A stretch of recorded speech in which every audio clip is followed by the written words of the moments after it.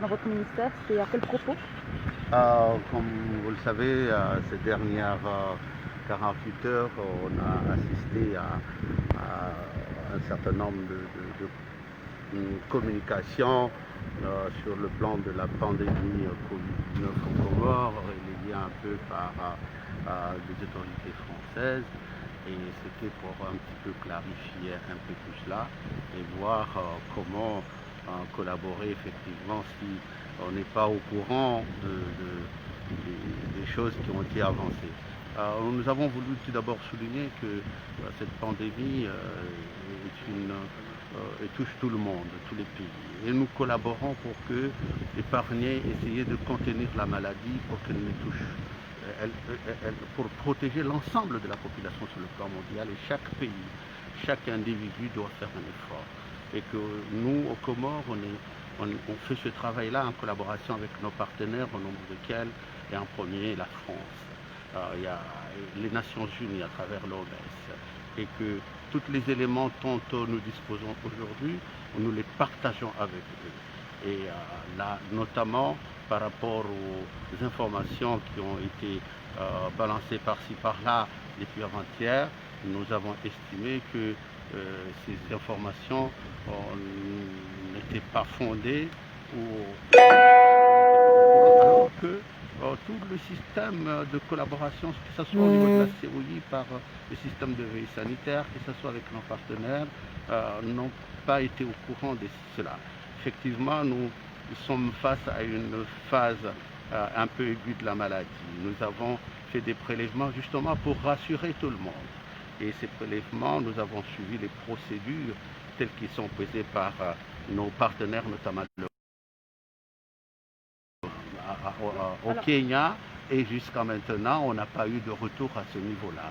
Et nous estimons aussi que si, par hasard, ou la France, ou des autorités France, ou l'ARS avaient des éléments, la diplomatie aurait voulu, et notamment par rapport à la méthodologie et la coopération qu'on fait jusqu'aujourd'hui, transmettre ces éléments-là aux responsables sanitaires comoriens et des partenaires qui sont aux Comores pour qu'on puisse justement prendre le temps d'expliquer à la population de ne pas Alors, pour ceux qui ne comprendraient pas, vous reprochez à certaines autorités françaises d'avoir fait état peut-être du mutant sud-africain sans vous en avoir alerté, ou alerté en tout cas les autorités sanitaires. Nous disons qu'aujourd'hui, quand on communique, il faut être très prudent.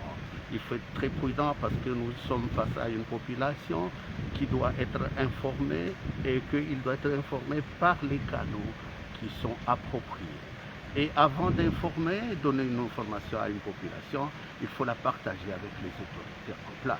C'est ce que les autorités. Nous, aujourd'hui, et puis, ce qui est un peu inquiétant, il n'y a pas très longtemps, on a l'impression qu'il y a certaines informations qui sont données par-ci, par-là, on ne sait pas quelle est la source, quelle est l'origine.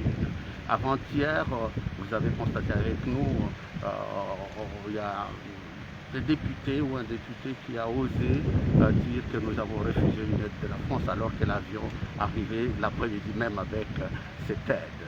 Vous avez assisté aussi qu'il a des allégations sur le fait que nous étions vendait même les tests qu'on nous a offerts dans les marchés. C'est tout de même un peu fort. Hein?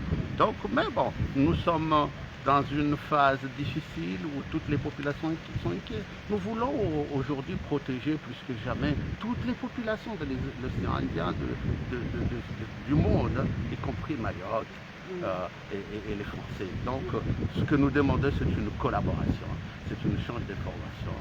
Et je pense qu'aujourd'hui, quand nous avons reçu l'ambassade de France ici, ils ont demandé de porter leurs excuses pour que, sur la façon dont les choses se sont un petit peu passées.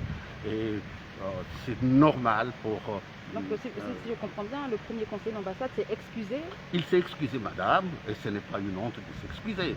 Quand il y a des choses qui sont peut-être pas arrivées à un niveau où vous pensez froisser les autres, je pense que ce n'est pas un problème. S'excuser n'est pas une mauvaise chose.